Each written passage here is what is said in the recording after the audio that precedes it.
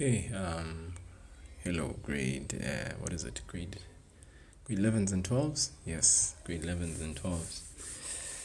Okay, guys, I'm gonna have a bit of a session to revise, like a revision session slash, you know, but this is like a build up towards my lesson on functions, which I will basically, the functions part of the lesson will only sort of like begin to happen after 10.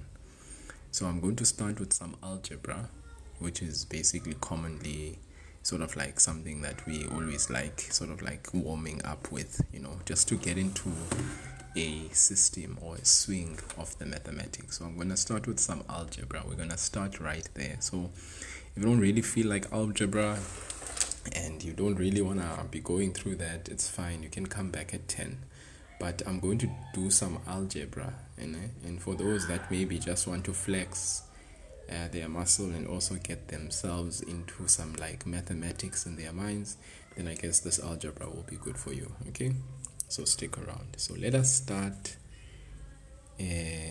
Typically, in any grade 11 and 12 paper 1, the algebra, equations, inequalities, natures of roots, simultaneous equations, exponents and surds, that is something that you guys need to be able to do well, okay?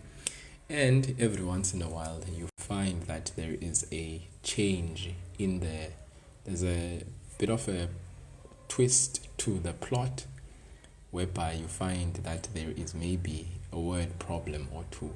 That does happen, okay? And it's important that somebody, or as an individual, you are wise enough to be able to consider the possibility of a word problem, okay? And so there's certain skills that are needful for you to be able to do word problems successfully, okay? Yeah, I don't know if you guys are hearing me well. Okay, it seems like there's some people that are. You can double tap on the screen for now, guys. Get the likes up there to like a good amount of likes. It's always good to have such.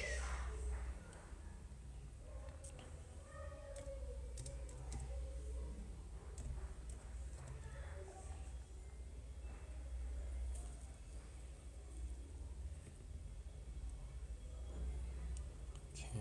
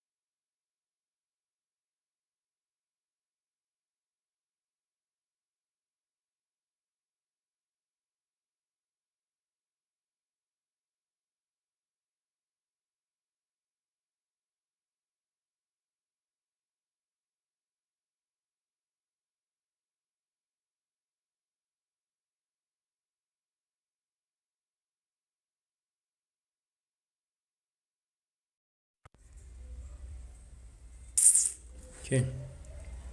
All right. So, guys, as I said, this is a warm up to obviously our destination, which is functions. So hopefully you guys can join in the warm up. We can talk about.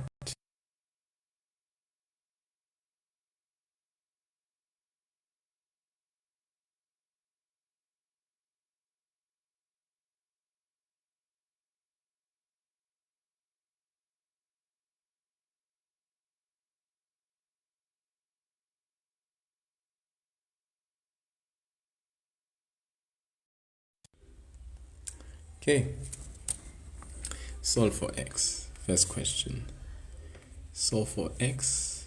X squared plus 2a squared is equal to 3ax. How in the world do we do that?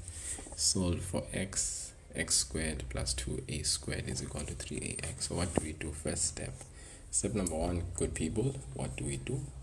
X squared plus 2a squared is equal to 3ax. When given an equation for this, and we are asked to solve for x,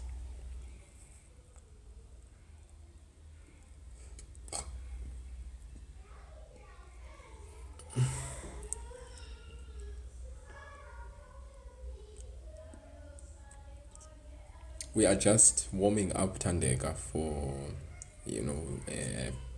grade 11 and 12 paper 1. So basically we're warming up with equations, and we are going to build up to sort of like inequalities, nature of roots, and other types of questions, exponents, and obviously surds.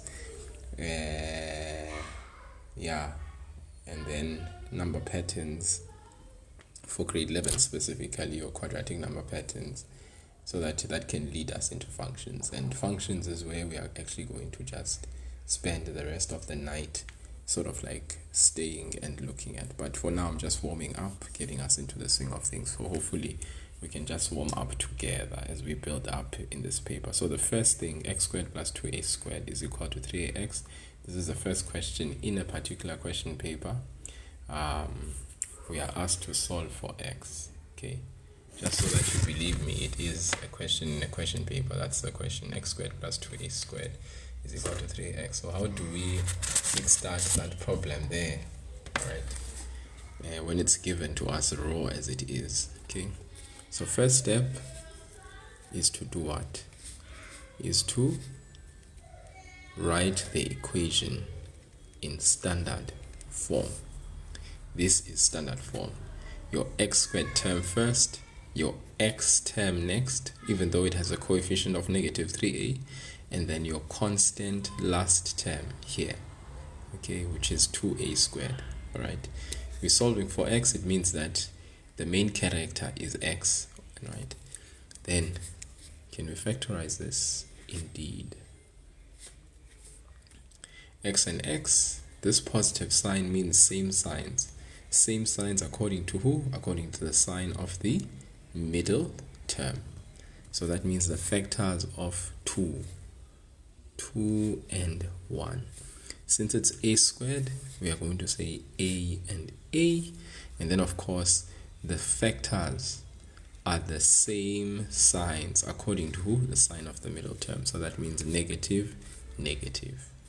Then we can say equal to 0. Now do you see this? We have x minus 2a into x minus 1a. Now we apply, after factorizing, the zero factor law, or the zero product rule, which says if you have a product of factors equated to 0, you take each individual bracket, you equate it to 0. Now we can solve for x in terms of a. Take the negative 2a over, it becomes positive 2a, or x is equal to, take the negative 1a, you take it over, it becomes positive a. These are our roots, our solutions, done and dusted, okay? And this is a beautiful what? Okay, according to this question paper, it's 2 marks, all right? But I think honestly, guys, this would be 1 mark for standard form if we are like typically really marking, another mark for factors, and then 2 additional marks for the roots, our x values in terms of a. So this would be a typical solve for x, yeah. So at 10, as I said, I'll be doing functions. We'll be looking at functions. But for now, I'm just warming up. We're more warming up, guys, because I just want to see familiarity, that we can do. Hopefully all of us, we would have no problem answering a question like this. You guys typically know solve for x, where you solve for x and you get a numerical value, but this is a different solve for x question. It has other variables that are not x, like a, all right? But you know that if you have a quadratic equation, any quadratic equation, guys, all right, must first be written in standard form. And standard form is the form ax squared plus bx is equal to c plus c is equal to 0. That's standard form. 2, you factorize. So you write your factors. All right. So we here can factorize this because it's a quadratic expression. So we can open the two brackets here. X squared is formed by x and x. 2a squared. Now the a squared would suggest that an a times a can give us the a squared. The factors of 2, the coefficient of a squared, is -2 and -1 because our middle term is a negative term. Okay, so plus means the same signs inside the bracket. The same signs according to who? According to the sign of the middle term. So that we get x minus 2a, x minus 1a. Then you take these individual factors, you apply what we call the zero factor law for the independent factors. You equate them respectively to 0. Then you solve them individually. X is equal to, you take the -2a over, it becomes positive 2a. You take the -1a over, it becomes positive a. So you have your x in terms, your x values here are in terms of a, in terms of another variable. Okay, so very interesting question, that one. Let's look at the second question. Second question there says solve for x, and what we have is x minus 2 is equal to the square root of 10 minus x squared. What kind of equation is this? Different from this one, this is a surd equation. Right? So this equation was solved by step 1, standard form, step 2, factorizing, step 3, zero factor law, and then step 4, your solution. That's a typical quadratic equation. This type of equation is a surd equation. So if it's a surd equation, what is our approach or our strategy when solving a surd equation? What is the strategy? X minus 2 is equal to, we have a square root of 10 minus x squared isolated. So what is the strategy? How do we approach a surd equation? Yes, Gaziti. We first and foremost, before squaring both sides, we need to first ensure that the surd is isolated. So in this situation, the surd is isolated, meaning the surd must be alone. The surd must be single. The surd must not be in any relationship but itself. So this is a square root, that's a surd, so it must be first isolated, so that after the surd is isolated, we can then, as Gazi said, square both sides. That is the strategy. So here we can go ahead and square the surd so that we can get rid of the surd. But then what we do on one side in the equation, we must do on the other. Okay, so squaring both sides. What does squaring the square root lead to? It leads to a removal of the square root. What does squaring a binomial with a minus sign in between the two terms lead us to? So what we do is we FOIL, right? Open two brackets. But the quick and easy step to take when you have a binomial squared, you square the first term, meaning you square x, which leads you to x squared. You square the last term. Squaring -2 leads you to +4. Then you multiply the two terms. X times -2. X times -2 gives you -2x. Then you double it. So if you double 2x, -2x, you get -4x. That is what belongs here in the middle. That is the shortcut, guys. You square the first term, x squared. You square the entire last term, which is -2, get +4. You multiply x and -2, then you double it. Multiply x and -2, then you double it. So that gives you negative 4x. Okay. That is what you have as your expression on the left-hand side. Then, after squaring both sides, why do we square both sides? This is the objective of eliminating the square root. That's why we square both sides.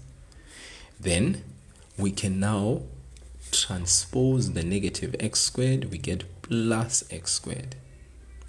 We transpose, we get negative 4x plus 4. We transpose the 10 over to the other side, becomes negative 10. So like Gazi is saying, we actually now collect the like terms.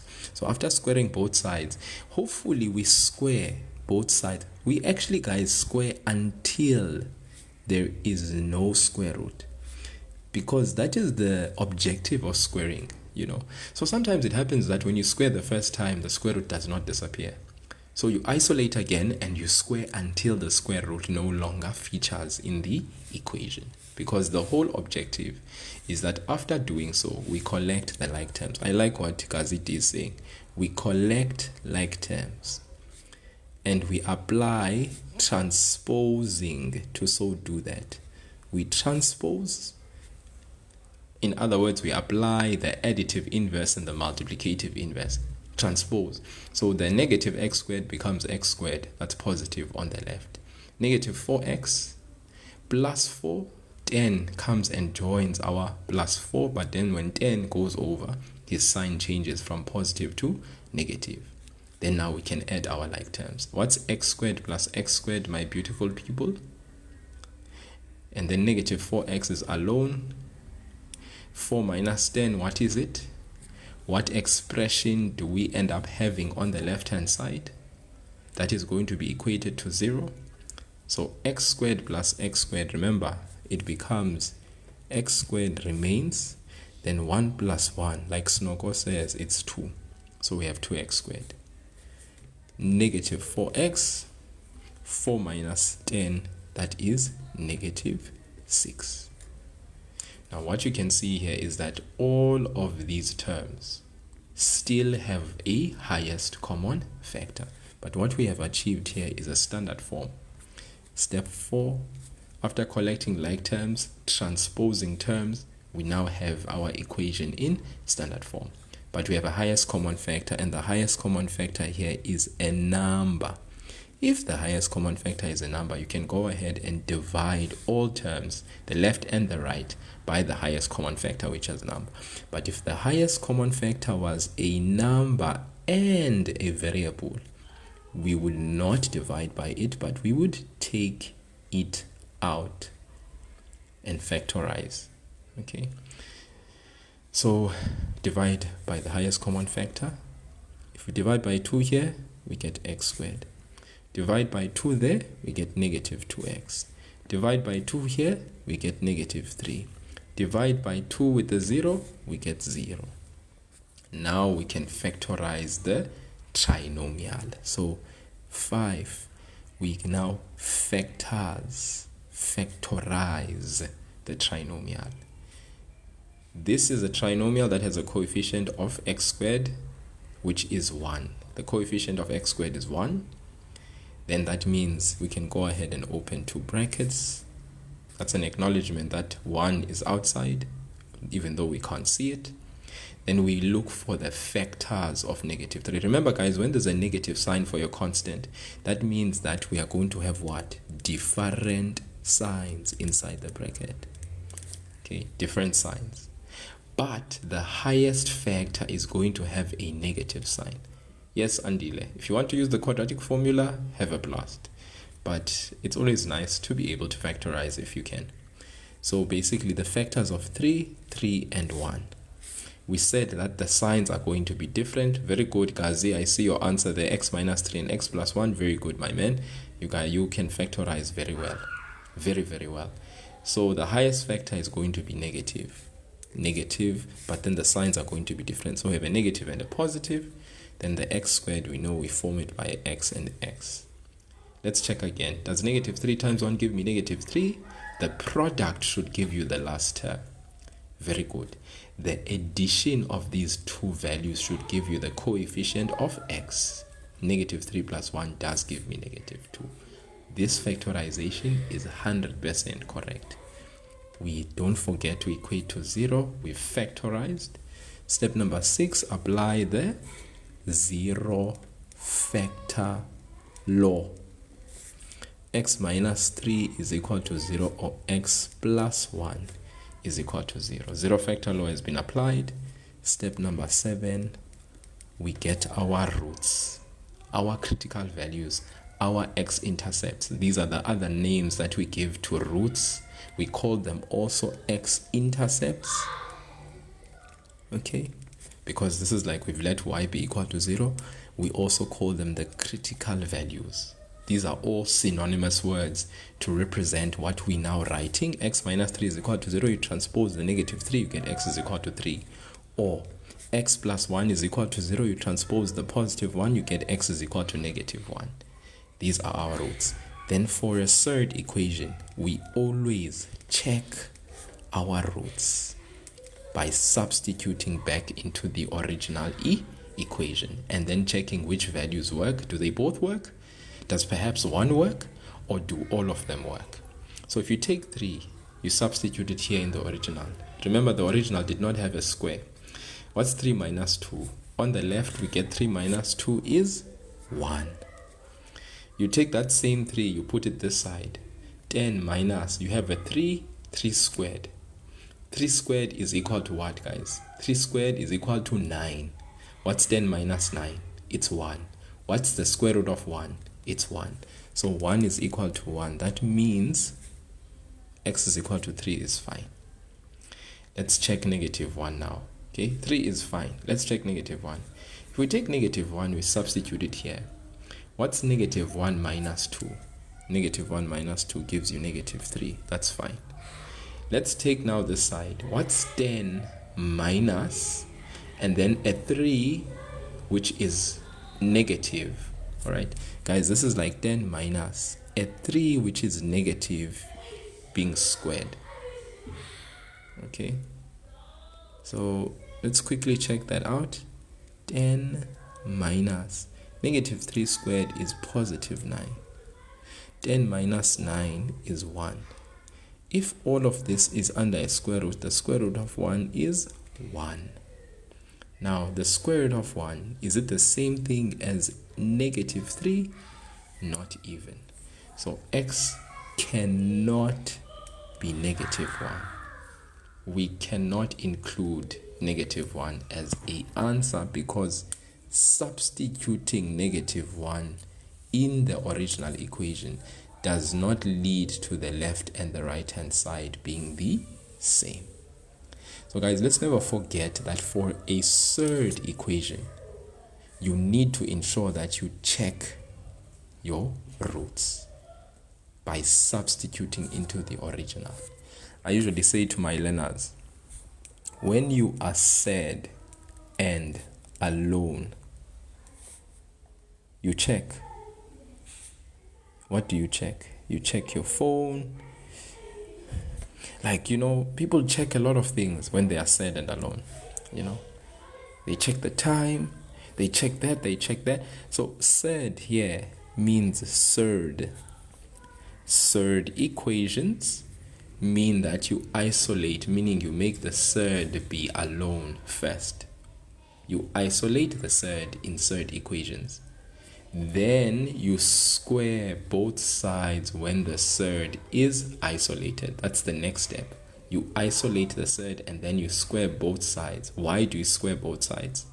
So that you can eliminate the square root. Are we together? Yeah. After squaring both sides, you then obviously, what's x minus 2 the whole thing squared? As I said, x minus 2 the whole thing squared. You square the first term, you get x squared. You square the last term, negative 2 squared is positive 4. Then you multiply these two together. X times negative 2 gives you negative 2x, and then you double it. You get negative 4x for your middle term. So what is the result from x minus 2, the whole thing squared? X squared minus 4x plus 4 on the left hand side.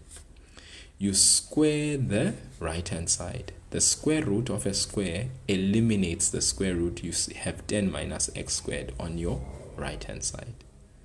Then after you have squared both sides and you can successfully say that the square root has been eliminated, you then collect like terms by transposing. This negative x squared belongs to the x squared. So when the negative x squared gets transposed or moved over to the other side of the equal sign, it changes signs from negative x squared to positive x squared. Negative 4x stays the same. Plus 4 stays the same. 10, which is on the other side, when it gets transposed, it changes from positive 10 to negative 10. Then you have nothing on the right hand side. Nothing is represented by 0. You then add like terms. What is x squared plus x squared? It is 2x squared. Followed by negative 4x. 4 minus 10 is negative 6. So 2x squared minus 4x minus 6 is equal to 0 is our equation that we now have. It is in standard form. By standard form, guys, we mean it is in the form of ax squared plus bx plus c is equal to 0. You can see that it is in that form. But we can see here that there is a highest common factor, which is a number. It is not a letter that is the highest common factor, it is a number. The highest common factor is 2. You divide by the highest common factor in an equation if it is a number. If it is a number alone, if the highest common factor is a number alone, like here, the highest common factor is 2. Because 2 is common for 2x squared, it's common for negative 4x, it's common for negative 6. So if you take that 2 and you divide each term by 2 in a equation, it makes that equation even more simpler. Dividing by 2 here gives me 1x squared. Dividing by 2 here, negative 4 divided by 2 gives me negative 2. Negative 6 divided by 2 gives me negative 3. 0 divided by 2 gives me still 0. Then this is an equation that is in true standard form, true simplified standard form. Now my only goal is to factorize x squared minus 2x minus 3. And I know some of you use the quadratic formula. No problem using the quadratic formula for my babies in grade 12. Not a problem at all. Okay, go ahead. You can use the quadratic formula if you want to, or you factorize. Okay, different signs because the constant is negative. The highest factor is definitely going to be negative. So the factors of 3 are 3 and 1. The highest factor is negative. If you really check, the product of negative 3 plus times 1 gives you negative 3. The addition of negative 3 plus 1 gives you negative 2. So this is a factorized state which we can accept. Then we apply the zero factor law. We take each bracket. Since there's a 0 on this side, we make it equal to 0. Remember, you can only do this taking of a bracket, equating it to 0, if there's a multiplication of 2 brackets and there's a 0 on the other side. You can't do it if there's another number on the other side. That's why we call it the zero factor law. When it's applied, you can see zeros on each side of the expressions then given. Then you solve. Negative 3 you transpose becomes positive 3. Positive 1 you transpose becomes negative 1. Then the last thing you do, you check your roots. Take x is equal to 3, replace that in the original equation to see if it actually satisfies the equation. 3 does so. Okay, 3 minus 2 is 1. This side on the left you get 1. This side 10 minus 3 squared is 9, right? Then 10 minus 9, okay, is actually 1. Square root of 1 is 1. So therefore 1 is equal to 1. So x is equal to 3 is fine. The thing that basically does not work here is when x is negative 1. Okay, if we check just again, you see when x is negative 1, you have negative 1 minus 2. Guys, negative 1 minus 2 gives you negative 3. So on the left hand side you have negative 3. But on the right, you take 1, negative 1, you substitute it here. That gives you 10 minus negative 1, but you square that negative 1. And remember that everything is under and on a square root. So that 10 minus negative 1 squared gives you positive 1. What's 10 minus 1? It's 9. What's the square root of 9? It's positive 3. So on the left hand side you have negative 3, but on the right hand side you have positive 3. Is negative 3 the same thing as positive 3? Definitely not. So when you substitute your negative 1 on the left, you get negative 3. But when you substitute negative 1 on the right, you get positive 3. Negative 3 is not equal to positive 3. Therefore, when we substitute negative 1, it does not satisfy the equation. Substituting negative 1 does not satisfy the equation, which is why we say x cannot. We write the equal and then we draw a line to indicate that x cannot be equal to negative 1. All surd equations, you must check your answer. That's the last and final step you need to perform when doing surd equations. Check, check, check. Wankwa. If you are wankwang me, if you can hear me, if you andiva, if a kan a luister en jy hoor, uyandiva, uyangizwa, wankwa, then in the comment section please indicate understood. If not, please tell me what you need to have explained. If you can wankwa me, yes, gotta love. Koki, yes, Koki. Yes, Koki. Thank you, Anati. Oh, Anati. Oh, my daughter. Oh, Anati. Oh, my Anati. Oh, Anati. Area. Wow. Ow, my daughter. Oh, gotta love. Yeah. I wanna cry right now. It's so emotional. Yeah. Okay, guys. I'm glad you're here. Let's move on to the next question. Question number 3.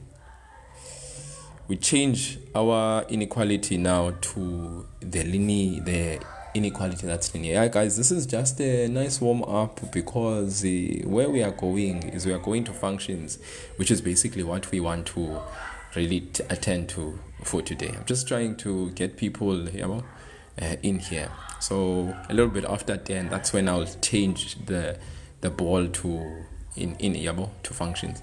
3x into 3x minus 2 greater than negative 1. So here, this is a what, guys? We call this a inequality.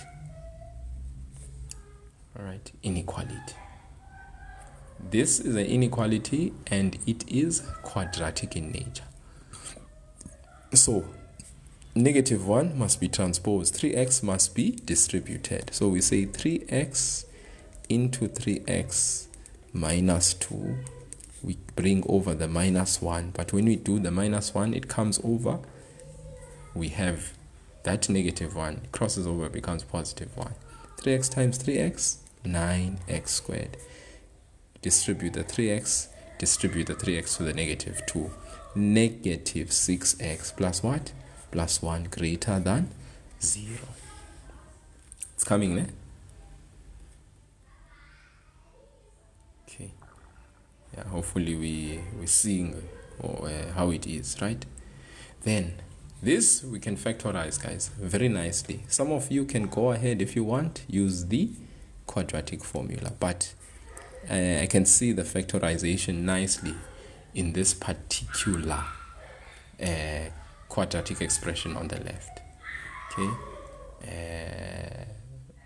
factors of 9, 3 and 3, factors of 1 that are positive, Positive means same signs, but according to the negative sign.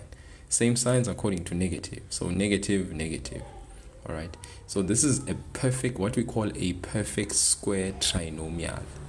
All right. If you take this negative 1 times 3, you get a negative 3x. If you take this 3x times negative 1, you get another negative 3x. The addition of these two gives you that middle term. So this factorization works. But let me say, guys, you don't know how to factorize this way. You can definitely go ahead and use the quadratic formula. Oh, guys, if you have that infamous white calculator, the white Casio calculator, hey, that calculator, guys, that one, it's like that white Casio calculator, guys, it does the work. It does the heavy work for you, you see. So nowadays, man, with technology, all right, it's now infiltrating and it's making its way evident even in our calculators. You know, with technology, guys, nowadays you can do a lot of things, and that white calculator has the functionality to enable you to not really, do much. Okay. I just want, you see, now if you are in grade 11 and if you are in grade 12, guys, you don't want to be spending too much time thinking in these questions. So let me just suggest to you that if you want to quickly get to the answer without really, because I know some of you are in grade 12, probably writing now in May or June, and the thing is you are pressed for time with many things.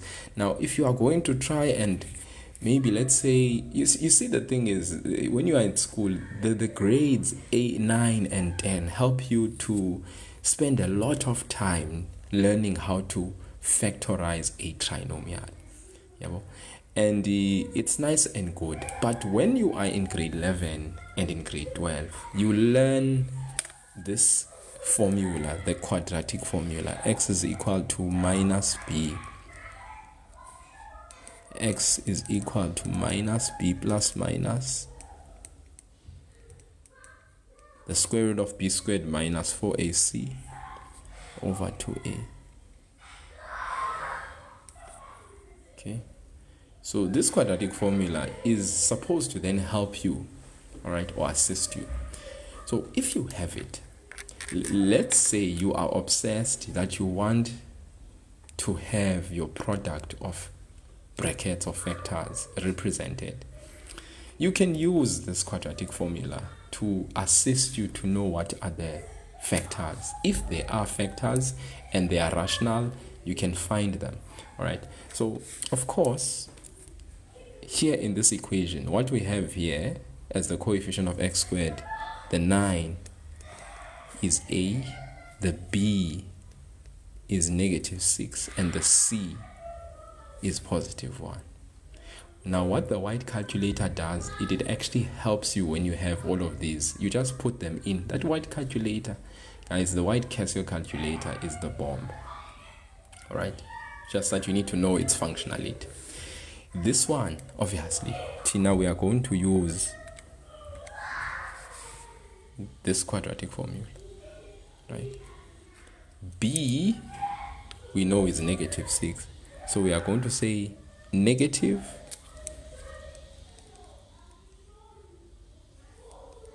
-6 plus minus, because in the place of b, we substitute the coefficient of the x term, which is -6.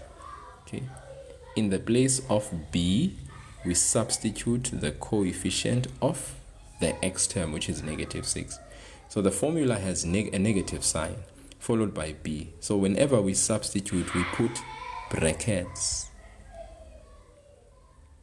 okay, around b -6.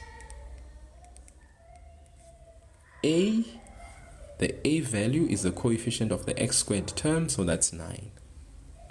C is positive 1. Remember, c is the constant term.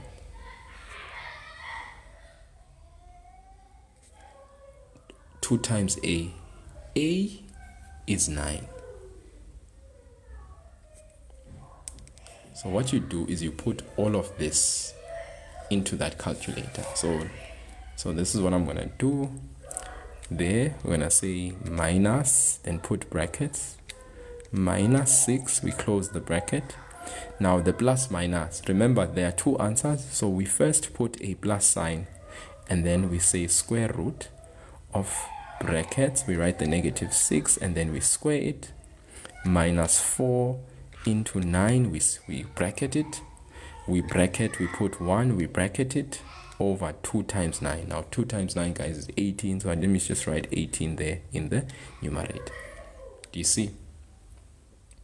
So my first value of x is 1 over 3. All right. So roughly, guys, you have x is equal to 1 over 3. Or let's go and change that plus sign. Remember here, the plus minus is an indication that there are two answers. One will have the positive, then the other one will get it when we substitute that positive with a negative. Look, we still get another 1 over 3. Okay. Now, I want us to work backwards from the answer, which is x is equal to 1 over 3, to our factors. How do we get the factors? So first things first, there's a 3 which is the denominator. We multiply both sides by what? By 3. That gives us 3x is equal to 1, or same thing here. We multiply in the numerator by 3. 3 divided by 3 disappears the 3. We're left with 1 on the right. 3 times x is 3x. We're working backwards, né? Take the 1, transpose it. We get 3x minus 1. When that 1 leaves the right hand side, it leaves us with 0, or 3x minus 1 is equal to 0. Now you go back to your factors, 3x minus 1 and 3x minus 1. This is basically this step here. You would have wanted 3x minus 1 into 3x minus 1. But this only works when our roots are rational. 1 over 3 is a rational number. So I can work backwards and get the actual factors that were supposed to feature for my factorization. So that's why I'm saying, if you are someone who wants to be able to write your factors after this step, you can use this quadratic formula. Get the actual roots that you're supposed to have at the end, then work backwards to basically the two factors. Yes, Jesus Christ is God. That's also fine. If you just say 3x minus 1, the whole thing squared is 0. That's also fine because it's still the same thing. Are we together? Okay, but let's come back here. We were wanting to get the factors of this quadratic inequality. So let's just recap. What did we basically do to get here? Step number 1. If our inequality is not in standard form, we work towards getting our quadratic inequality into standard form. Are we together, guys?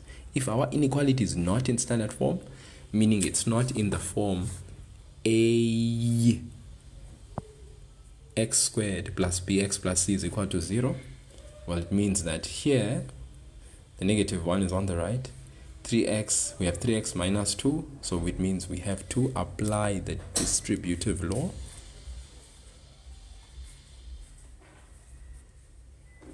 So 3x times 3x is 9x squared. 3x times negative 2 is negative 6x. We take the negative 1, we transpose it, it becomes positive 1.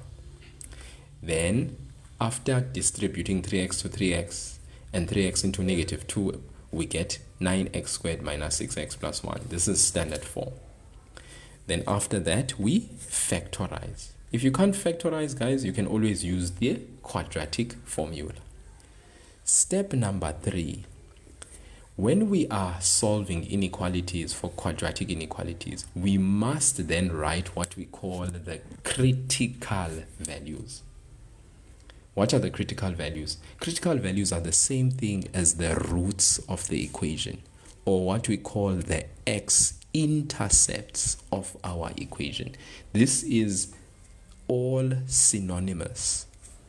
Critical values are roots, roots are x-intercepts.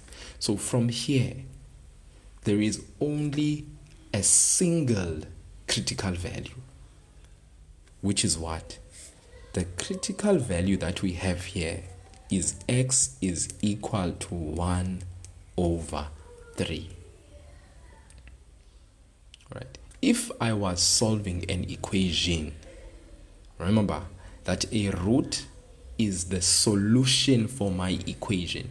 So if this 3x minus 1 into 3x minus 1 was me solving an equation, I would be getting a root which is x is equal to 1 over 3. Both brackets are showing the same expression, and that one root is 1 over 3, as we see here, guys. All right, it's 1 over 3.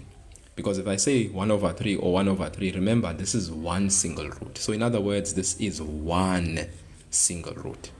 Okay. Yes, the science genie, we are doing that. All right. But up until functions for today. So that is very important then, that we have that one single root. Then do you know what? If you then want to represent this on a graphical, you want to show your graphical representation of this particular single critical value, then it is a parabola that touches the x-intercept only once, where at 1 over 3, because this would be your x-axis.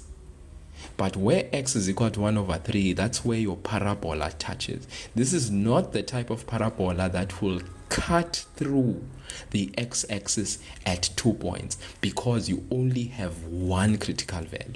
Remember, guys, when you have two critical values, you show a parabola that cuts through 2 places on your x-axis. But seeing as though that there is only one critical value, this parabola is going to touch or only touch the x-axis where at x is equal to 1 over 3. Now this becomes very important, because the next thing after your graphical representation, please people, note this thing. After your graphical representation, thank you so much, guys, for the roses, really appreciate it. Majestic, you are so kind. And V Bear G's. Is it V Bear G's? We got bags. Oh, we got bags. Thank you. We got bags. Really appreciate it. If not bags, why bag it? We just a DM away. V bags. I think it's only kind or nice for me to basically say, guys, there is a must have seen, guys, this person gave me 3 roses. So V bags.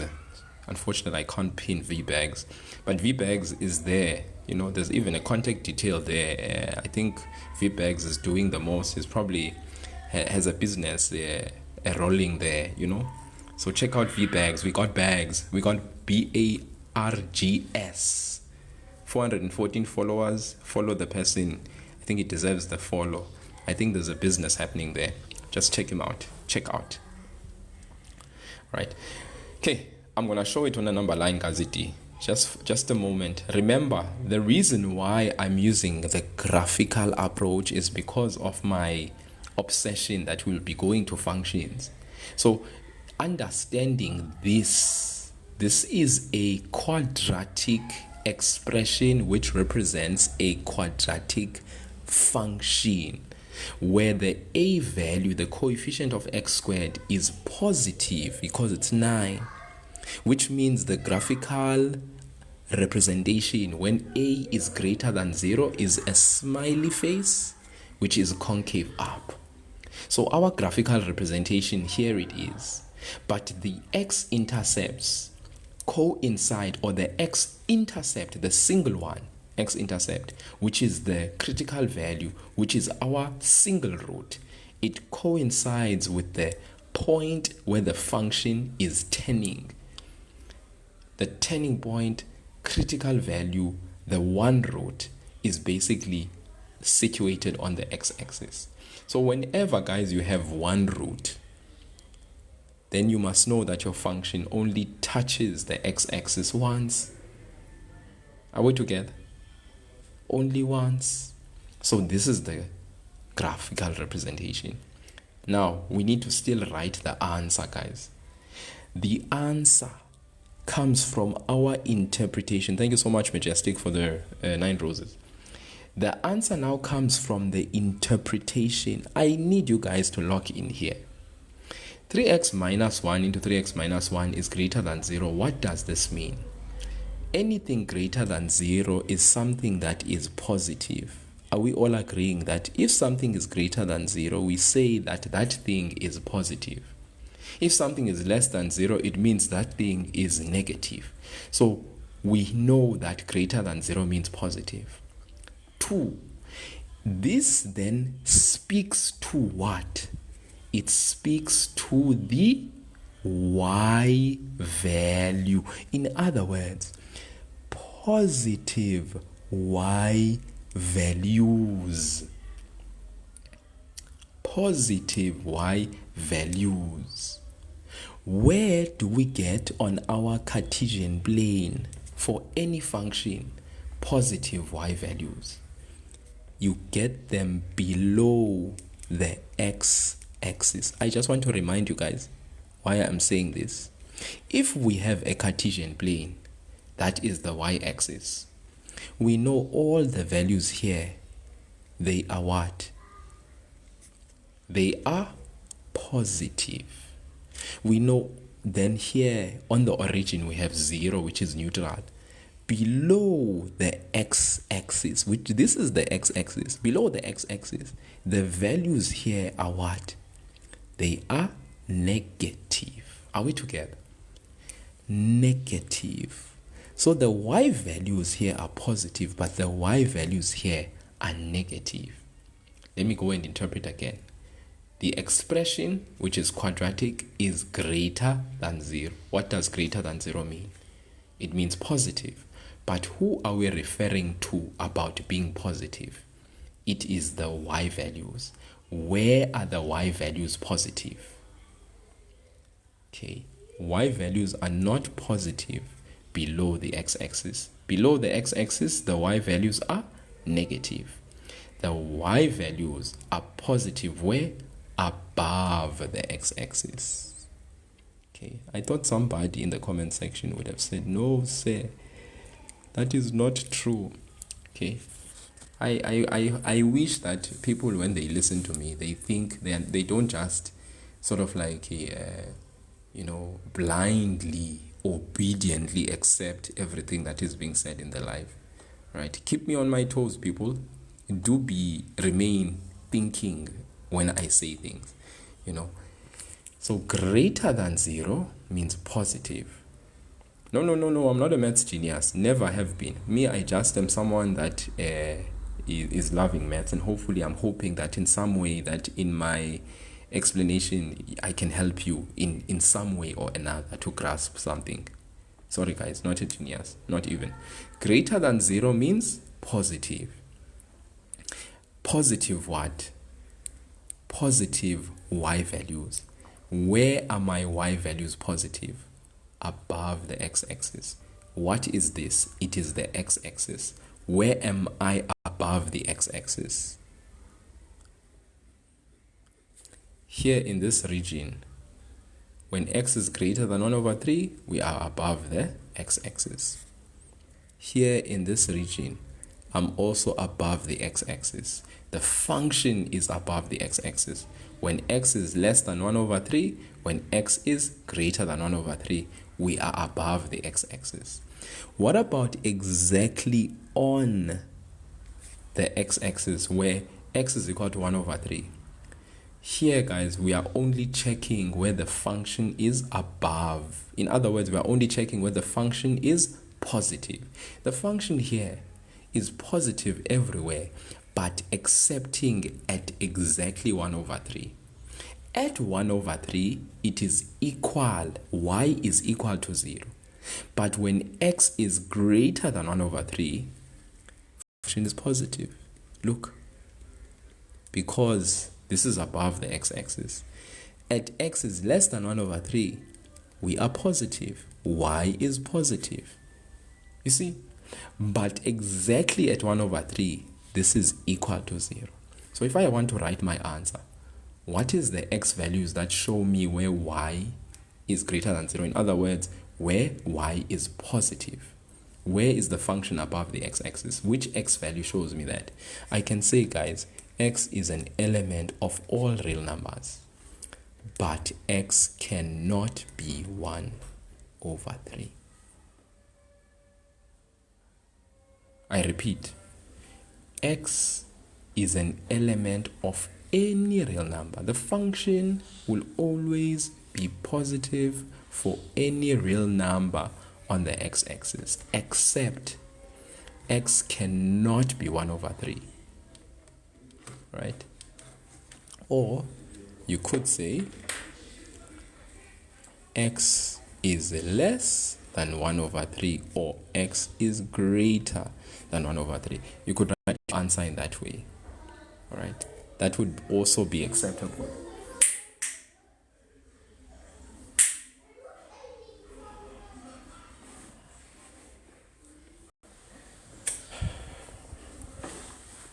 Sorry guys, just a sec.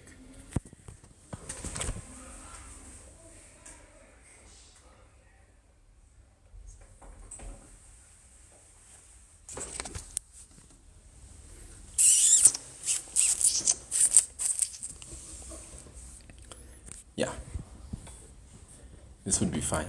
All right, are we following, guys? Any questions of writing the values of x?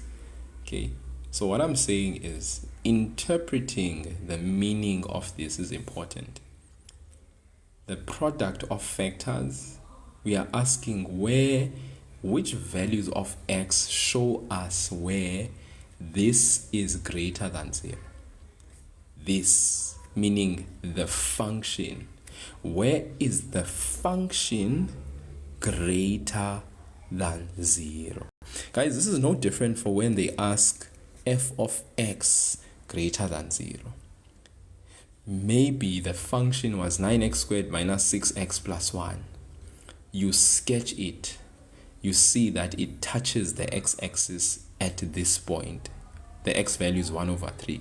Now they are asking for which values of x, because that's an inequality. For which values of x is f of x representing this expression here, where is f of x greater than 0? So in other words, they are asking you, where is this function above the x-axis? So now what you then do is you move with the function from left to right. Here is the function. And then you check, is the function found anywhere below? Where is the function found above the x-axis? Now you can see this arrow shows that you can go on forever in that direction. In this direction, you can go on forever and not stop. In that direction, you can go on forever and not stop. So from left to right, all right, from negative infinity to positive infinity, this function will always be positive. In other words, the y value of the function is going to be positive, which is basically what you are meaning by f of x greater than 0, or in other words, by the expression being greater than 0. The function f will be positive everywhere, except there's only one exception. When x is equal to 1 over 3, y is actually not positive, but it is exactly equal to 0 on the x-axis. That's why we call the x-axis the line y is equal to 0. Everywhere above this line is all y values that are positive. So we say x is an element of R. Why are we saying x is an element of R? We are saying x can be any real number from left to right, with one exception. X cannot be 1 over 3. Because we are not including 1 over 3, because the inequality only says where the function is greater than 0 only. In other words, where the function has y values that are positive only. That's all we want. Where are the y values of the function positive only? Where x is an element of R, or where x is an element of R, but x cannot be 1 over 3. Someone else could basically say x is an element of negative infinity to positive infinity, and then say x cannot be 1 over 3. Or someone else can say negative infinity to 1 over 3 and have open brackets, or 1 over 3 to positive infinity. This would also be fine, saying x is an element. Okay, I've written this answer in how many ways? This all warrants 2 marks. If I write it this way, 100%. This way, 100%. That way, 100%. That way, 100%. You can write your answer in these different ways. All right. So please, guys, this is the x-axis. Y values above the x-axis are positive, whereas y values below the x-axis are negative. Okay, and that's very important to note. One x-intercept means that your function turns at that x-intercept. Okay, very important as well to note that. So if the function is going to be turning, it means it's going to be positive everywhere except where x is equal to the value of x at that turning point. All right, so hence these answers. Anati Maseti, are you good? Like, I feel like I'm explaining and I'm going around in circles, but like, is that explanation satisfactory, or what? Are we good?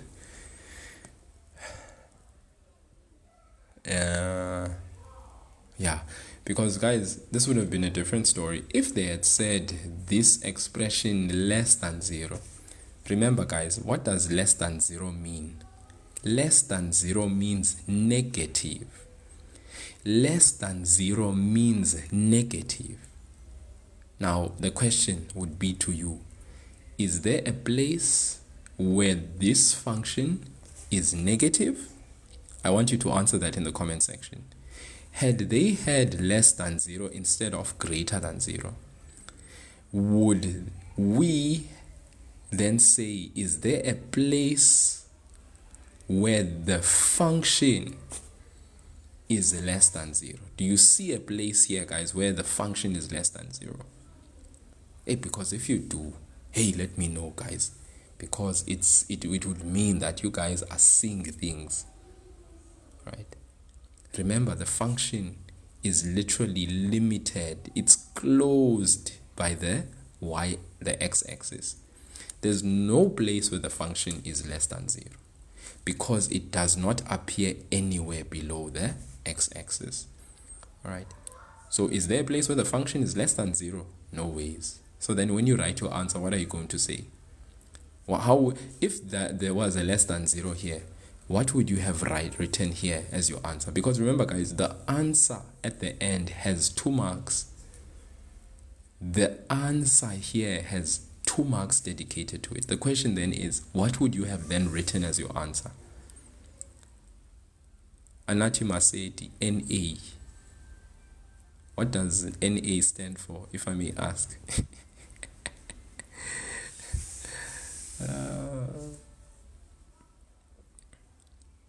Okay, I like the weeping emojis that are accompanying that NA. Not applicable. Not applicable. Okay. So in other words, there are no x values. All right. Yeah.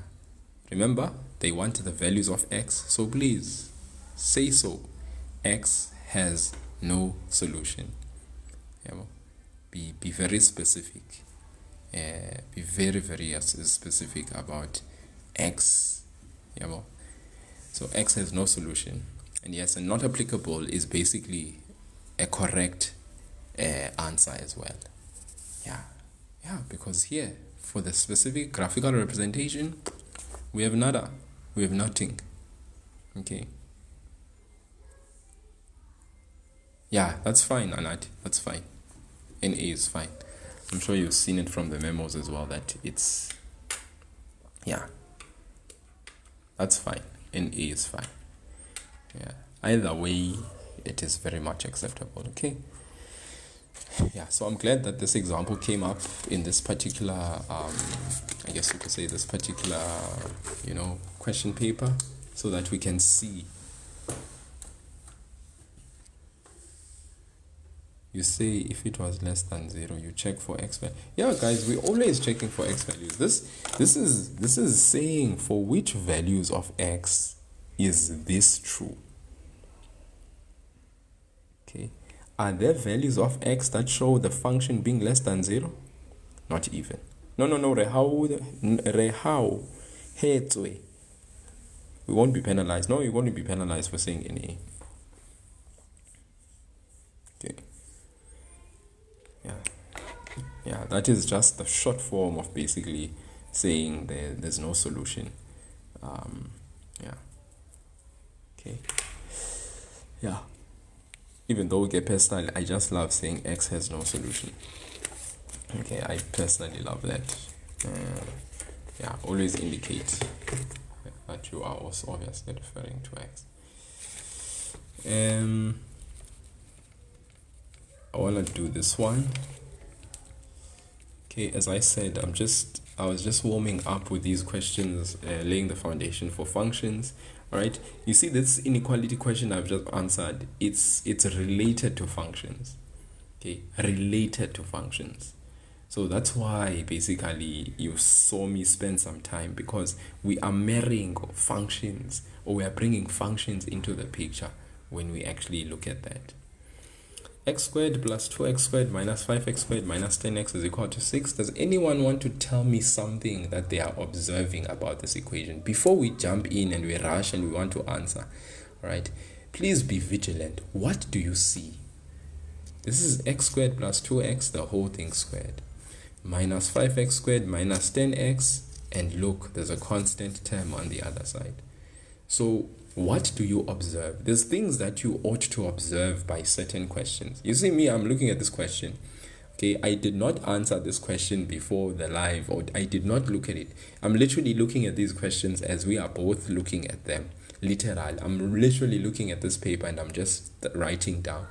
So when you are a mathematics learner who has been exposed to equations, you observe certain equations and you observe their behavior, and you notice, oh, this one, I can't do this.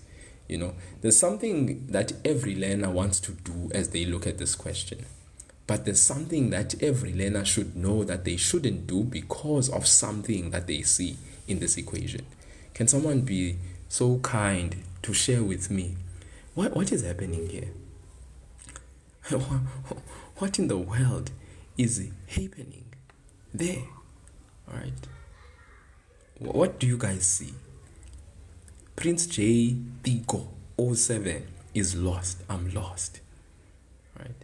We are wanting to solve for x, Prince J. Prince J. Alright. Basically, we're solving for x. And this question is 6 marks. It's worth 6 marks. Okay. So, I want to bring to your attention that there are certain questions that you would be doing a serious injustice. All right. No, this is not physics today, Prince J. This is maths. This guy, what are you talking about? This is maths. This is not physics. I didn't do physics in high school. I only did maths and accounting. Well, this is maths. Solve for x. This is maths. My goodness, this guy. Why are you making me laugh? All right, as if this is physics. Okay. Okay, fills. We can't. Yeah, we were doing a serious mistake if we take the brackets and we expand. Okay, some of us did maths lit. I can now. Okay, what is this? All right, this is pure maths, guys. Right? Then I must have forgot about grade 9 stuff. Oh my soul, these guys. You guys are all killing me there in the comment section. X squared plus 2x, the whole thing squared, minus 5x squared minus 10x is equal to 6. Please, guys.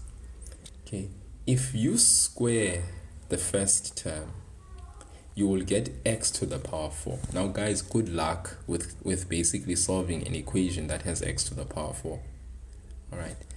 You square the last term, you get 4x squared. You then multiply these two, you get 2x cubed. You double it, you get 4x cubed.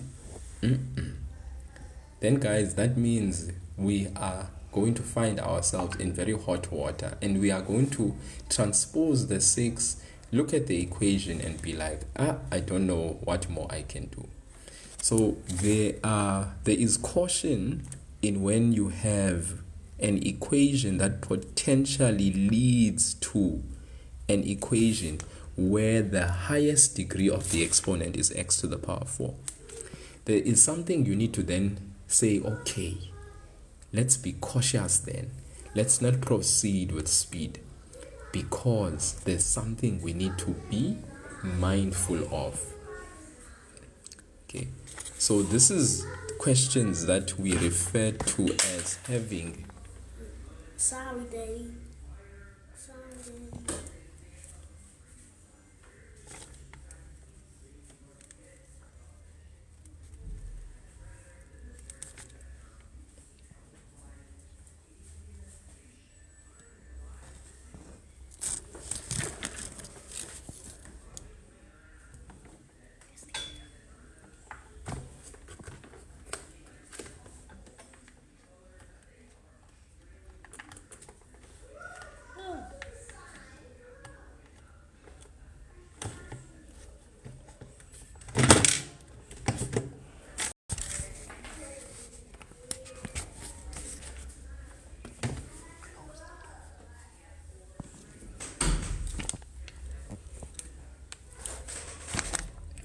Okay, sorry guys, there was just someone here.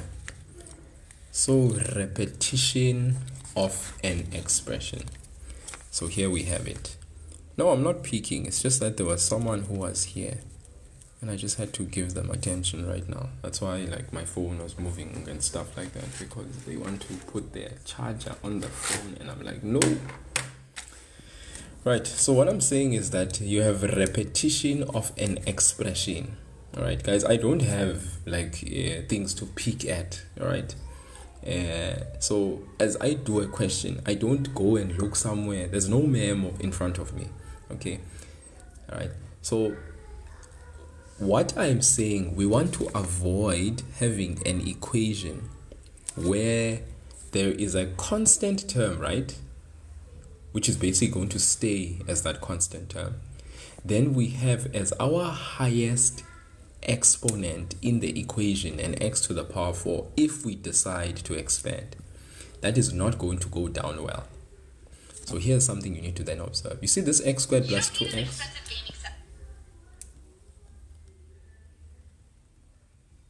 You see this x squared plus 2x? It's raised to the power 2.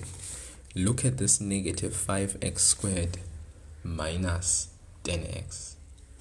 You take out a negative 5 for these two terms. What do you get left with inside? X squared. Negative 5 times x gives you negative 5x squared. Then negative 5 times what gives you negative 10x? It gives you plus 2x, which is equal to 6. All right. Thank you, Anati. Very good. Very good. So now what you realize very quickly is the repetition of the expression here. Okay, repetition of the expression. And the minute you decide then to transpose the 6, then you can clearly see that, oh, this is something squared minus 5 of that particular expression repeated, minus 6 is equal to 0. So guys, a repetition of an expression for different terms then says to us, well, maybe we can employ the what?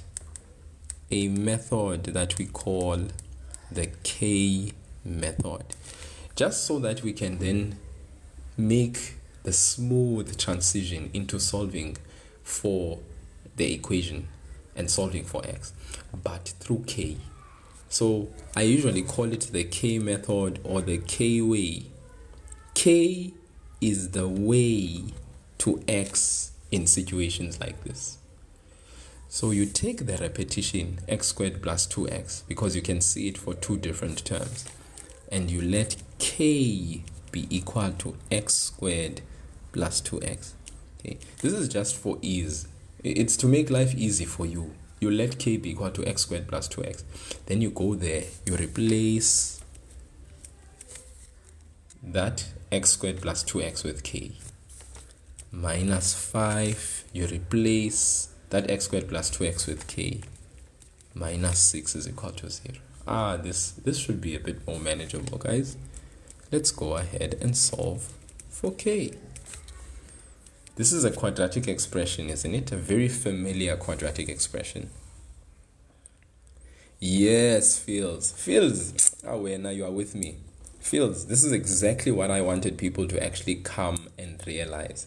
To realize that repetition of an expression, where we can see that potentially had we not identified that repetition, we would have been led to an equation that has x to the power 4, which we want to avoid, because we have never been taught in our lives how to solve an equation that has its highest exponent x to the power 4. Tina, we know how to solve equation with x to the power 2. Plus, furthermore, hey, this equation would have had our x to the power 3 mingled with x to the power 4. Yay, my guy, we would have had a disastrous time trying to solve. And we would have wasted time spending time in this question because we don't know what is the way out. So the way out here is evident. Does that make sense? Does it make sense, guys?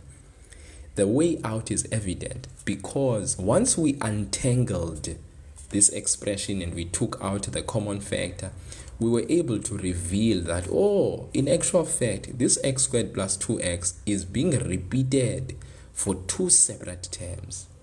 All right. So since it's repeated, it then makes it easy to then slide in Mr. K to come into the place of the repetition of the expression so that we can then solve for K and then through K solve for X. Now let's get our K values.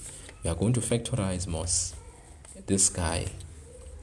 Negative sign means our signs, negative constant means our signs are going to be different. This negative sign means that our highest factor is going to be negative. So for the factors of 6, we're not going to take 3 and 2. But kwete, as you have said, we are going to take 6 and 1. 6 is going to be negative, 1 is going to be positive. We equate to 0. Then when we get our roots, apply the 0 factor law for the factors. K minus 6 is equal to 0, K plus 1 is equal to 0 independently. When we transpose negative 6, we get K is equal to 6, as Riauta said, or K is equal to negative 1. I'm sorry if I'm butchering your name. I'm very sorry. My pronunciation. Kwete, thank you so much. Rihao. Just going to call you Rihao if you don't mind. Thank you so much. You have spot on gotten K. But remember, K is just a way. It is not the final destination. Many learners, when they get here, they're like, yeah, I got K, and then they stop right there, and then they're like, I got the answer, and I'm like, no, finish the question. The question was not asking you for values of K, it was asking for X. So now, where are we going to take this K to? We're going to take them back to where we let K. K is waiting to be substituted. This K is also waiting to be substituted. So we write our first equation, x squared plus 2x is equal to, the first K value is 6. Or x squared plus 2x, the second K value is -1. Are we following, my people? Yeah, I hope we are following, my people. Yeah. Now we can take these two equations and solve them independently, and then something is going to come from there. Yeah. Oh, Rehau is like, look at Rehau, bro. Rehau is like doing the most there. Rehau has already seen that if you say x squared plus 2x minus 6, all right, yeah, I mean, it's better to just go ahead, because the reality is that if we take the quadratic formula, we can see factors of 6 are not there. That we multiply, they give us negative, we add, we get 2. Because 3 and 2, 6 and 1 don't work. If you use the quadratic formula, b squared, you take the b, 2 squared, which is going to be 4, minus 4a, 4 times 1 times -6. Yeah, 4 times 1, 4 times -4 times 1 times -6. So now we are going to check all of that and substitute. So negative b is 2 plus minus square root b squared give 2, 2 squared, 4 minus 4a give 1, c give -6 over 2, 2 times a give 1. Yeah, then you get, please guys, you use this quadratic formula, you see if you get an answer, which is very important, you see. Yeah, so at least this -2 plus minus, let's get what is inside the bracket. That's 4 squared, 4 squared plus 24. So that's 4 plus 24. 4 plus 24 give 28. Okay, I'm sure we can get answers there. At least when you do the quadratic formula, write the substitution, get to this stage at least, and then you can put in your calculator and get the x values. Rehau, you are the best. I love you, Rehau.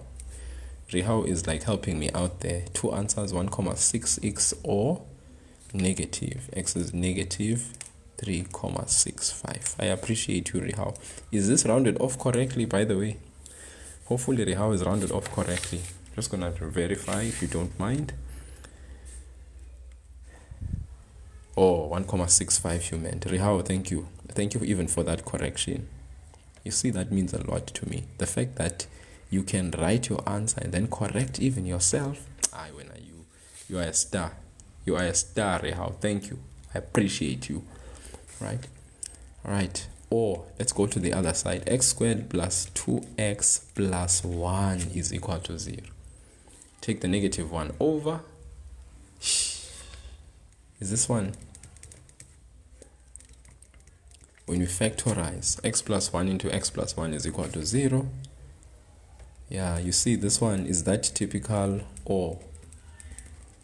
But we know this is only one solution because we get -1, all right, as that answer.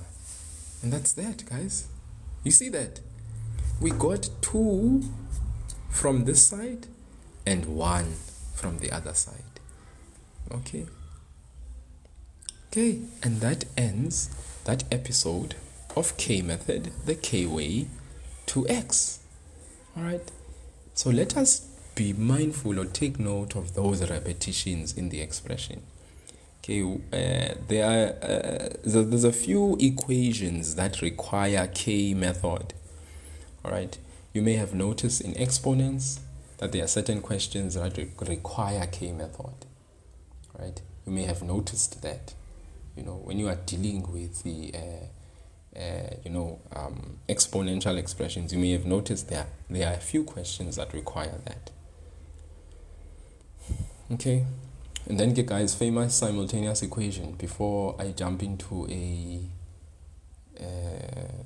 area that I wanted to obviously focus in, which was functions. All right, I think I'm going to leave the algebra to this for today. This last question being equations, then I can jump. I'll be transitioning now after doing this question into functions.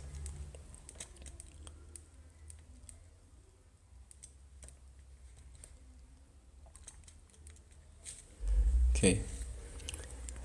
So why don't I give you 5 minutes to do this question on your own whilst I wait and watch you guys do the question, and then we'll, it's 6 marks, so I'm gonna give you just 4 minutes. It's 22:26.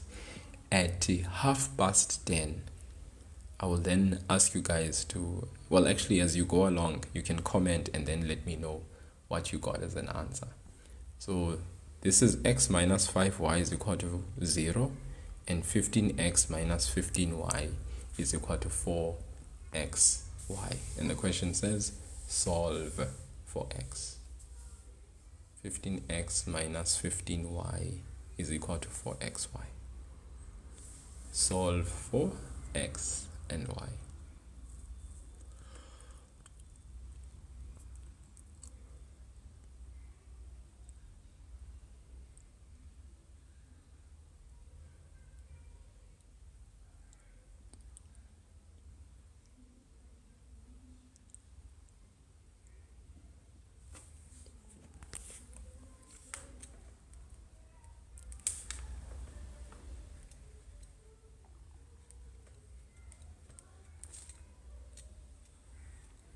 Solve simultaneously, in other words, solve for x and y. So I'm giving you guys a chance to shine and rise, and just go ahead, and at 10:30 I will then get back here and we can see what people basically did. You guys have 3 minutes left, just so you know. Because that's another thing, as we write these papers we're writing, hey? We need to make sure that we, a question, when you answer it, you must make sure that you do follow through with the right method, but also the pace at which you write. So important. So important. Big slime, Gauss Jordan algorithm. Oh my soul. All right. Yeah, here I would be speaking Greek language to my high school learners. So let me answer that question on the side with you. I'd appreciate it if you can get in contact with me, Mr. Big Slime, or is it Miss Big Slime? What a name, Big Slime. What in the world, man? Some people here with many names. What in the world, Big Slime? Can you imagine introducing myself? I'm Big Slime. And why Big Slime? What was the motive behind a slime that is big?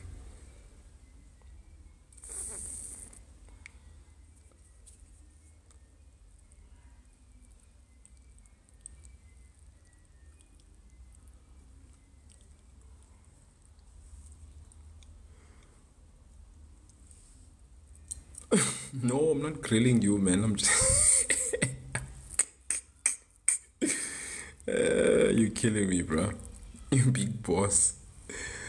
Oh, my soul. You're not colored, are you? Big boss.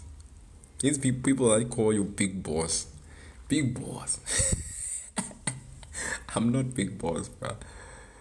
I'm a small fry. Big boss is... You remind me of my friend, is it? Who's that friend of yours? Let's give a shout out to him. Loomis is a long time watcher and rising star in your life. Levo is a long time watcher and rising star in your life. Oh, wow, guys, wow. We called him Snare. Or is it? Happy days, Moss. Okay, Rehau. It is now officially 10:30.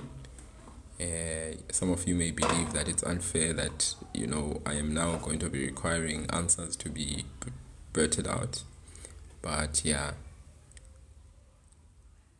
no big slime. I don't teach uni level maths because the problem, which is very much prevalent, is in high school. So my focus is really on high school maths.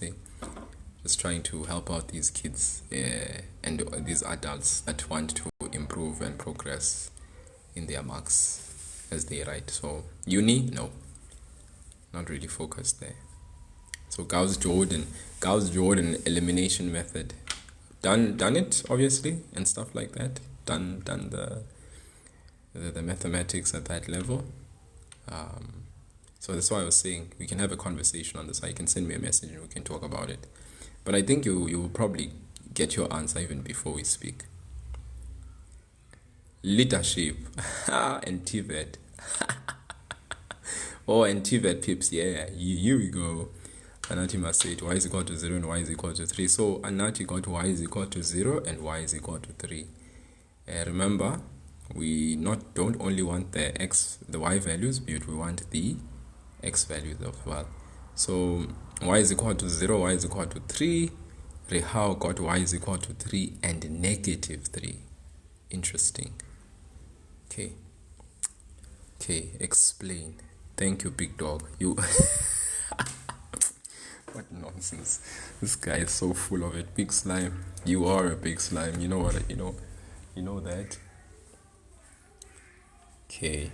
Phils was trying so hard in the comment section to lead you guys along so that you can know what you need to do. So here, take the equation that basically is the most simpler out of the two. Here, this equation is linear. This equation is also linear because the variables x and y have the exponents 1. Okay, when your variables, guys, have exponents 1, okay, how do you know they have exponents 1? When they have no exponent at all, that means they have the exponent 1. We call these linear equations.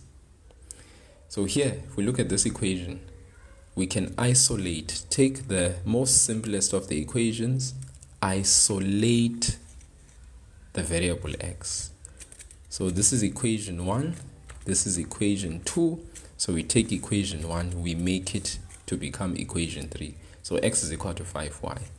So now you are going to go where x is, okay?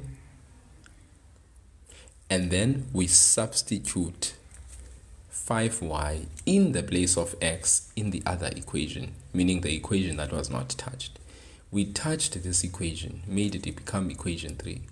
We take equation 3, we don't substitute it back into the same equation, but we substitute it in the equation that was untouched, the one that did not get corrupted, or the one that did not get altered or changed. So we are going to now take this and substitute it here. So where x is, where is x? Here is x, and there is x. We are going to substitute in the brackets of 5y. So let's go there. We write 15, because 15 is there. Followed by who? By x. Where x is, we substitute 5y in what? In brackets. Minus 15 followed by y. Okay. Equal 4. X, in the place of x, I said we substitute 5y. Followed by what? By another y. Okay, now let's go along. What's 15 times what? Times 5.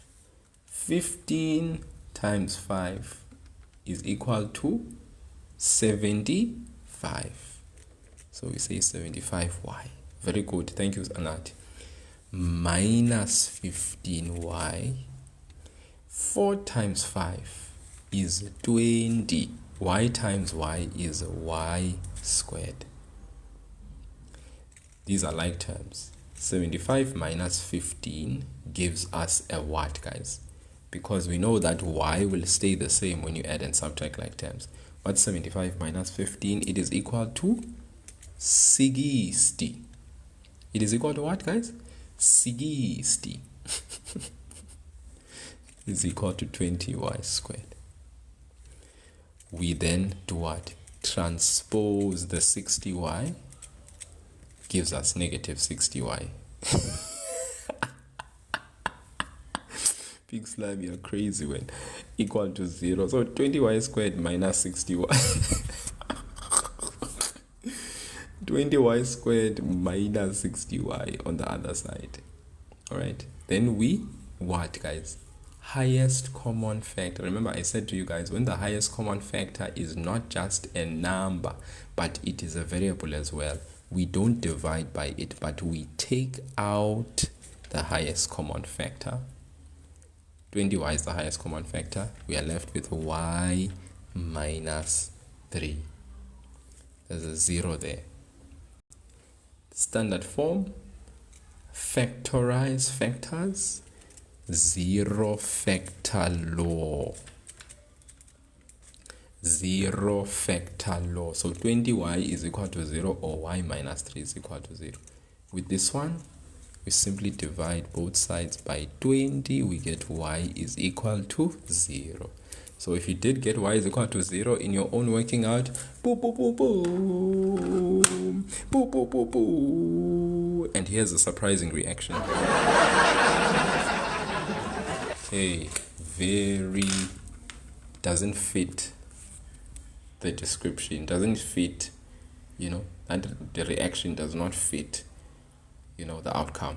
Y minus 3, you take the negative 3 over, y is equal to 3. So Anatima said you were spot on, weren't you? Y is equal to 0 and y is equal to 3. That part, you were 100% correct. Rehao, I saw later on, fixed her responses. So one said y is equal to 0 and y is equal to 3. And then after getting y, we are not finished, guys, because simultaneous equations requires us to get also the x values. So look at this guy. Equation 3 is waiting to substitute the y value so that x can be given. So we go to equation 3, x is equal to 5y. We substitute first 0. When we substitute 0 in the place of y, what happens? 5 times 0. What's 5 times 0? Give 0 and 2. Or yx is equal to 5 times 3. What is 5 times 3? X is equal to 50.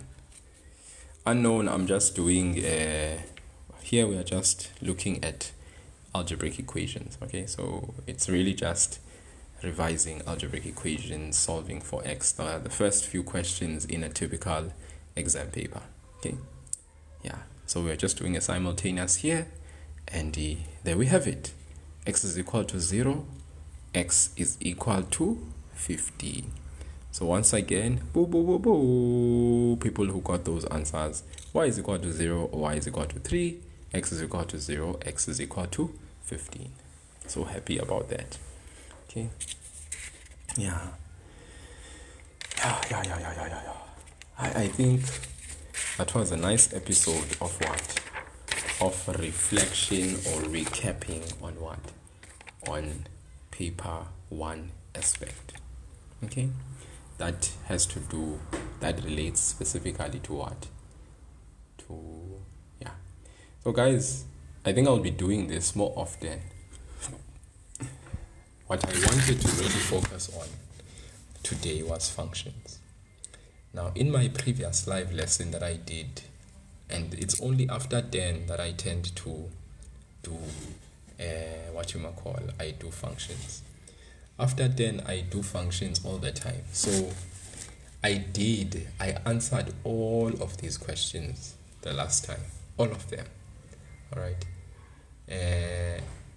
And what did I do after doing that? After answering all these questions, I put 5.1 up until 5.6.2 in one live lesson, and I've posted that video on my YouTube channel, so it is there. When you go to my YouTube channel, the video that I have posted, which is this one, has as its thumbnail, you see that picture you usually see before you click on a video, it has as its thumbnail this picture.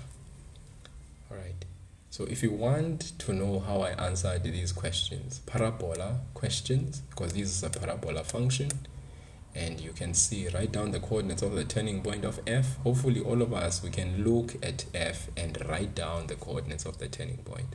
Let's see if in the comment section you guys can tell me the coordinates of the turning point. Oh, you saw 8 unknown. Okay, that's fine. So I answered these first 5.1 up until 5.6.2 for functions. I did that. Okay, analytical geometry I haven't covered for grade 12, to be honest, right?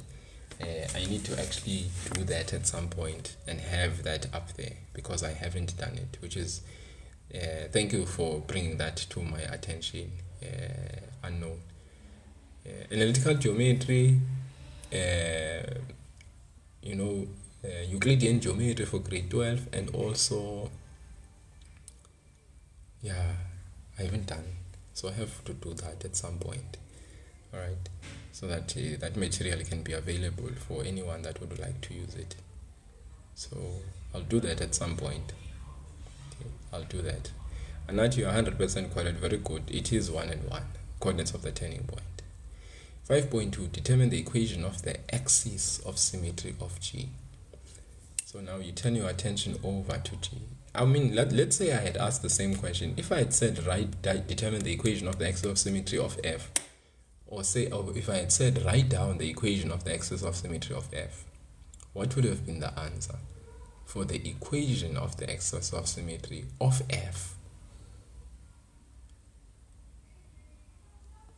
Okay, these are things that you guys should be able to quickly answer, because those are just simple, straightforward marks which you should get without no problems. Very good, Anat. X is equal to 1. Okay, the x coordinate of the turning point coincides with the equation of the axis of symmetry. I repeat, the x coordinate of the turning point coincides with the equation of the axis of symmetry.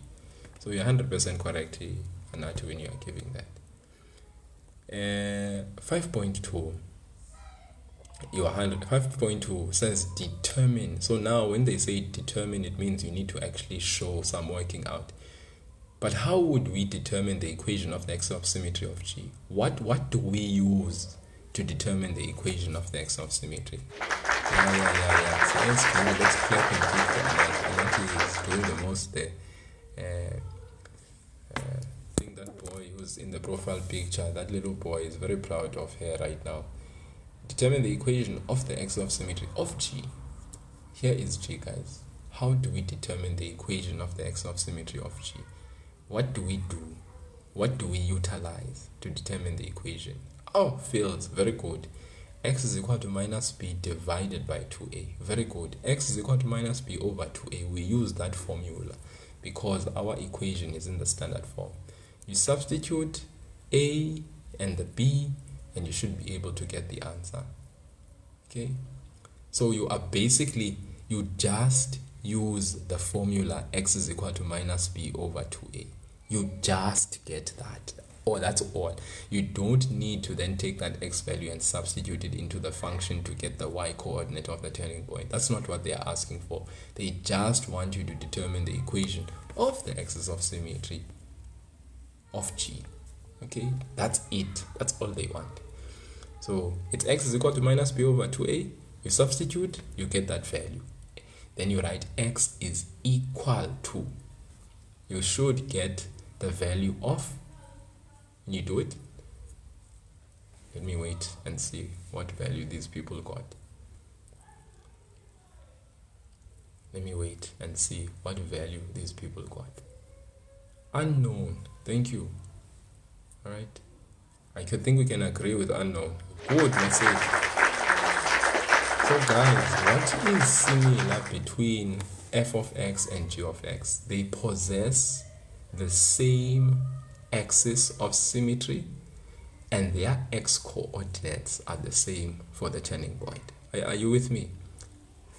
Look at 5.3. Find the coordinates of the points of intersection of f and g. I just need a comment in the comment section that says, when we are answering questions based on finding the coordinates of the turning point, what do we need to set up for that to kickstart the process for us to finding the x and the coordinates? What do we need to write at the beginning? What lays the foundation? What kicks us off to finding the coordinates of the points of intersection, POI, guys, of f and g? What are we going to start right from the beginning, which lays the foundation for us starting the process to getting the coordinates of the points of intersection? Very good, unknown. Phils, be careful there. Very good, Anati. We equate, unknown says we equate them, and then Anati equate the equations. In other words, equate the functions. What do they want? What point of intersection do they want? The point of intersection of f and g. So you say f of x is equal to g of x. Then you take the body of f of x, which is 2 into x minus 1, the whole thing squared plus 1. You take the body of g of x, which is negative x squared plus 2x plus 3, and you make those equal. Then you do what after equating them? Solve for x. Then after solving for x, you take those x coordinates, you substitute it in one of the two. You get your corresponding y values. And those are your coordinates. So, straightforward. How do you find the coordinates of the point of intersection of f and g? How do you find the coordinates of the point of intersections for two functions? You equate them, solve for x, substitute into any one of these two, you get your corresponding y values, voila. So this is a simultaneous equation that is hidden. Okay, are we together, guys? No, I can give you time. Please, go ahead, do it. All right. Do it. I'll give you the time. You let me know in the comment section what coordinates you get. Okay? No problem, unknown. No, I have no problem giving you time to do. Go ahead, find the coordinates for me of the points of intersection of f and g. I love the fact that today it seems like you guys are willing to work. You want to work. You want to put your power to practice. I love this. It's beautiful. Okay? I love you guys. I love how you guys are thinking. That deserves a round of applause. It deserves. Was it in London? What does that song? Ozotolu kiss. Timwa. There we go. There's the kiss for you guys. You guys are doing amazing. Okay. 5.4, 5.3. Find the coordinates of the point of intersection of f and g. Ozotolu kiss. These guys.